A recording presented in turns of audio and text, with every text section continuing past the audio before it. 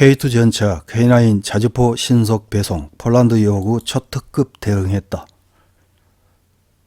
일본 언론에서 우리나라의 무기 수출과 관련된 뉴스가 쏟아지고 있습니다. 무기 수출 관련 뉴스는 다른 뉴스와 달리 사실 그대로 보도하려는 자세를 보이며 혐한을 유도하는 기사는 드문 편입니다.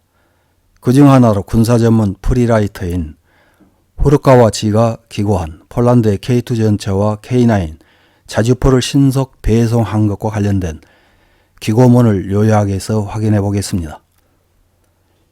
2022년 10월 23일 노리모노 뉴스라는 매체에 실린 벌써 출하 한국에서 폴란드로 수출 전차와 자주포 계약 후 단 3개월 만에 왜 가능? 이라는 제목의 기사입니다. 2022년 10월 19일 한국에서 폴란드로 현대로템의 K2 주력 전차 10대와 하나디펜스 K9 자주포 24문이 출하되었습니다.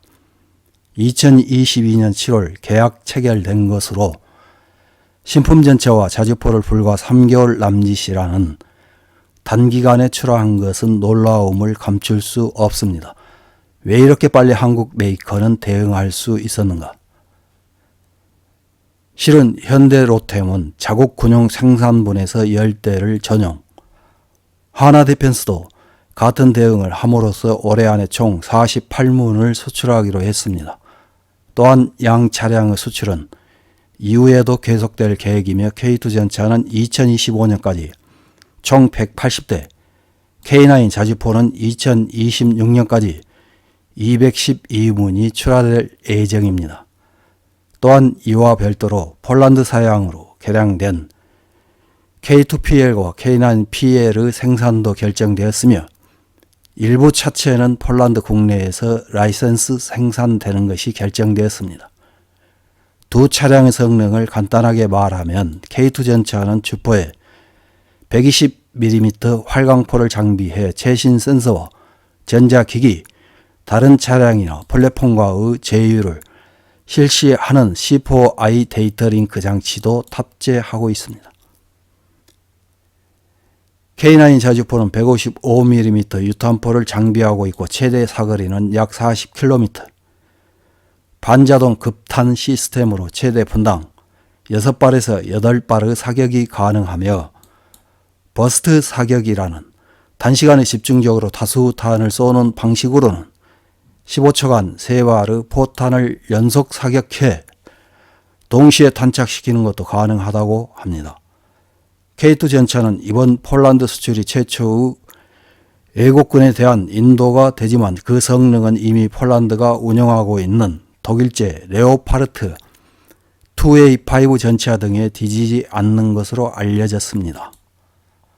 폴란드가 한국제 무기의 대량 조달에 나선 이유는 역사적으로도 폴란드는 인근 국가의 간섭에 의해 국토가 분할되거나 침략받아온 경위가 있으며 특히 제2차 세계대전에서 독일과 구소련에 의해 점령된 경험에서 이번 러시아에 의한 우크라이나 침공은 남의 일로는 생각되지 않을지도 모릅니다. 또한 우크라이나를 지원하기 위해 폴란드는 자국군의 구소련제 무기를 우크라이나에 공여하고 있으며 그 내역은 전차 200대 이상을 포함한 대규모라고 합니다. 그로 인해 자국 무기의 양이 적어진다는 공백 상태에 빠진 것도 이번 한국제 무기의 대량 조달에 연결되어 있다고 할 수 있습니다. 이런 상황에서 한국의 방위산업은 초특급으로 폴란드 요구에 응한 것입니다. 물론 자국 생산분의 전용을 허가한 군과 정부 협력도 필수적이었습니다. 그러나 이런 뒷받침은 결코 드문 일이 아닙니다. 한국이 과거 핀란드에 K9 자주포를 수출했을 때는 한국 육군에서 사용하던 중고 차량이 제공되었으며 이때는 가격면에서 유리한 조건을 핀란드에 제시할 수 있었습니다. 이번 폴란드에 대한 대규모 수출 계약도 이 나라가 가급적 신속한 무기 도입을 요구하고 있어 거기에 한국의 방위산업이 응할 수 있었던 것이 계약을 체결할 수 있었던 이유라고 생각됩니다. 게다가 폴란드에도 이익이 되는 개량형의 개발이나 현지에서의 라이선스 생산을 대폭 인정했다는 것도 도입 결정에 큰 영향을 준 것은 틀림없습니다. 무기의 우열을 판단할 때 그 무기의 성능을 기준으로 논의되는 경우는 자주 있습니다. 그러나 무기 수출에 관해서는 단순한 성능뿐만 아니라 수출에 관한 조건이나 기업과 국가, 군에 의한 지원 체제도 중요해집니다. 이번 K2 전체와 K9 자주포의 스피드 출하나 그와 관련된 제반 조건을 보면 한국 방위산업은 그 점에서 매우 충실하며 상대국 요구에 유연하게 대응할 수 있는 임기응변을 겸비하고 있음이 증명되었다고 할 수 있습니다. 이런 기사에 달린 일본 네티즌들의 댓글을 몇 개 확인해보고 마치겠습니다. 첫 번째 댓글입니다. 고객의 니즈에 따라 임기응변으로 대응한다는 것은 한국 수출 비즈니스의 대원칙. 백색 가전으로 세계를 제패할 수 있었던 것도 그런 유연함이 있었기 때문이다. 일본 기업이 배워야 할 것은 매우 많다고 생각한다. 다음 댓글입니다.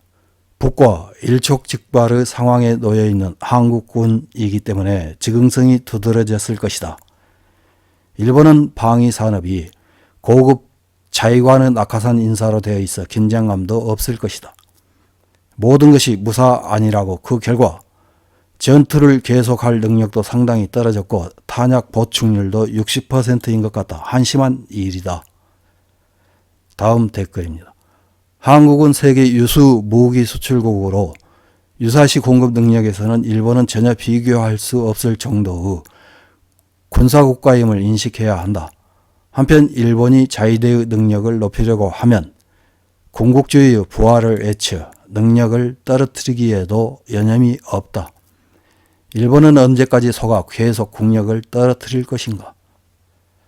다음 댓글입니다. 무기뿐만 아니라 공업제품은 광범위한 지역에서 사용되어야 그 성능이 평가될 것이지만 한국의 방식은 상대국의 니즈에 따른 유연성 있는 대응으로 판매에 성공하고 있는 것 같네요. 일본의 방위산업의 결함을 들추어낸 것 같아요. 무기수출 3원칙이나 일본 학술회의 등 저해 요인이 산적 방치되어 있는 일본에서는 당해낼 수 없다는 것은 확실하다. 다음 댓글입니다. 일본은 앞으로 인구 감소로 점점 쇠약해지고 있기 때문에 무기도 선택과 집중을 하고 너무 자국 생산에 집착하지 않는 편이 좋을 것 같다. 그 대신 잠수함 등 특정 분야의 개발 자금을 집중해 수출을 목표로 하는 게 좋지 않을까? 다음 댓글입니다. 한국 정부와 군이 유연하게 대응함으로써 빠르게 수출할 수 있었던 것은 훌륭하고 일본 정부도 참고하기 바란다. 하지만 차량조차 갑자기 불타버리는 기술력으로 무기의 신뢰성은 괜찮은 것일까? 이상입니다.